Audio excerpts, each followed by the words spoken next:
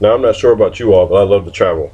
Traveling in the United States is fun, but if you want to expand your horizons and venture off to other countries, there's some of the most important things that you need to know. If you travel anywhere, one thing you need is money. So we'll start off with American currency. American currency can be used throughout the world, but it's important to know the exchange rate. For example, in Kuwait, the American dollar is worth 0.28 Kuwaiti dinari, and in Dubai, the American dollar is worth 3.67 dirhams. If you have any questions about where you're traveling to, you can go on www.xe.com, and they have all the exchange rates from America to any country that you want to travel to.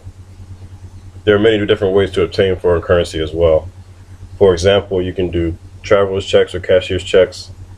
And for the military, we usually go to our finance office. We'll go in there and take out a certain amount of money, and we'll turn it into them, and in turn they give us the foreign currency. Many customs in foreign countries are different from the U.S. as well, especially in the Middle East. Middle Eastern countries, they perceive women as just using them for offspring and reproduction. They consider males as pleasure. So if you walk around, it might be a culture shock. You'll see two men holding hands or two men hugging and kissing, but it's important to just not to judge them when you see them. Religion is a big part, such as mosques and other places of prayer. You want to be wary when you travel and you go around and you're taking pictures.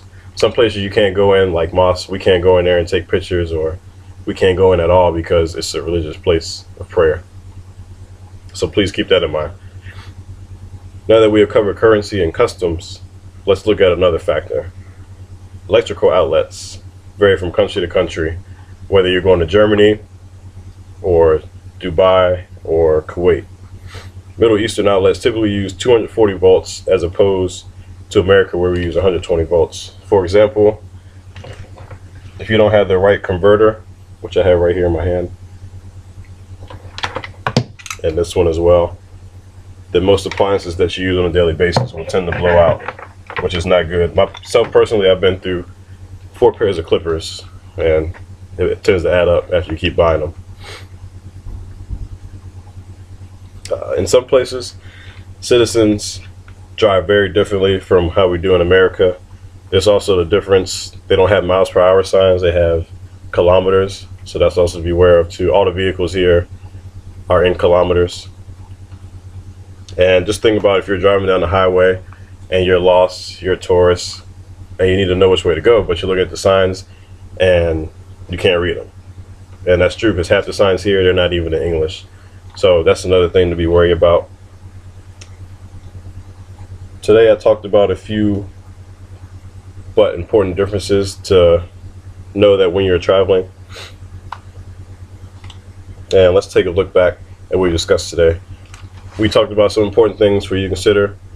I briefly spoke about currency, religion, and customs as well, and also a little bit about the electricity part. I hope this will give you all some type of idea of what to expect when traveling, and thank you for your time.